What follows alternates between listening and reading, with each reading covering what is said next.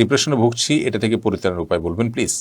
Depression এটা আমাদের ইমানের দুর্বলতার কারণে হয়ে থাকে। যার যে যতটুকু ডিপ্রেশনে ভোগেন তার ভিতরে দুর্বলতা ইমানের ঠিক ততখানি আছে। আল্লাহর প্রতি যত বিশ্বাস থাকবে, যত শক্তিশালী ইমান থাকবে, তত বেশি আমাদের ডিপ্রেশনগুলো কমতে থাকবে এবং তত বেশি আমরা প্রশান্ত চিত্তের মানুষ হতে পারবো। দেখুন, এই ডিপ্রেশন বা দুশ্চিন্তাটা আমাদেরকে তখনই ঘিরে ধরে যখন আমরা আল্লাহ রাব্বুল আলামিন যে সব কিছু করতে সক্ষম, তিনি যে ফাআলুল লিমা ইউরিদ, তিনি যা চান তাই করেন, এই বিশ্বাসটা যখন দুর্বল থাকে, ঠুনকো থাকে।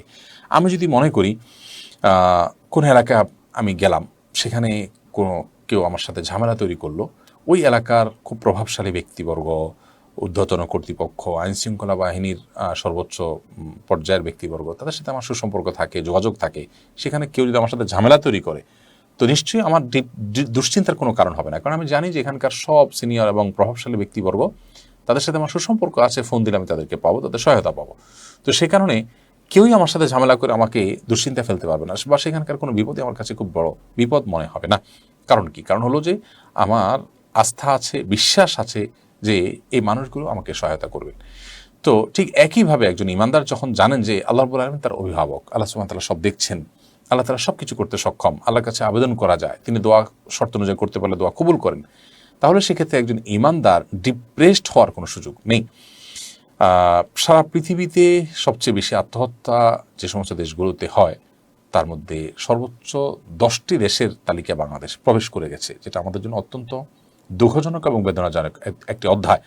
যে বাংলাদেশের মানুষ, তাদের মধ্যে আত্মহত্যার প্রবণতা এত বেড়েছে যে শুধুমাত্র বিশ্ববিদ্যালয়ের শিক্ষার্থীদের মধ্যে এক বছরে শতাধিক আত্মহত্যার ঘটনা বাংলাদেশে ঘটেছে।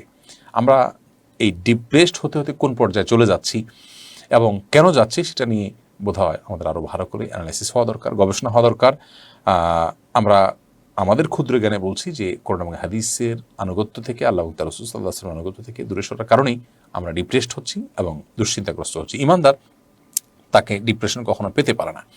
অতএব ডিপ্রেশন দূর করবার উপায় হলো ইমান বাড়ানো, আল্লাহর প্রতি আস্থা বাড়ানো, আল্লাহর সিফাতি নামগুলো ব্যাখ্যা সহকারে একটু ভালো করে পড়া, জানা, বোঝা, এগুলো আমাদের ডিপ্রেশন দূর করতে সহায়তা করবে।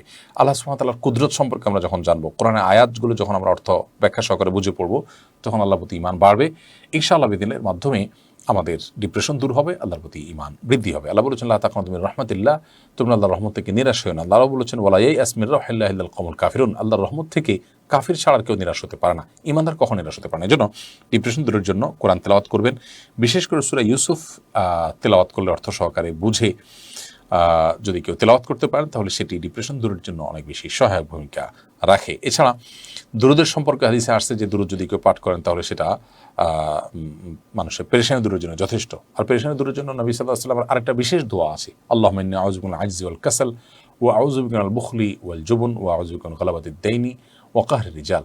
নবী সাল্লাল্লাহু আলাইহি ওয়াসাল্লাম আল্লাহর কাছে হাম এবং হাজান থেকে, পেরেশানি থেকে, টেনশন থেকে, দুশ্চিন্তা থেকে আল্লাহর কাছে পানা চেয়েছেন। এই সমস্ত দোয়াগুলো আমরা বেশি বেশি করে পড়তে পারি।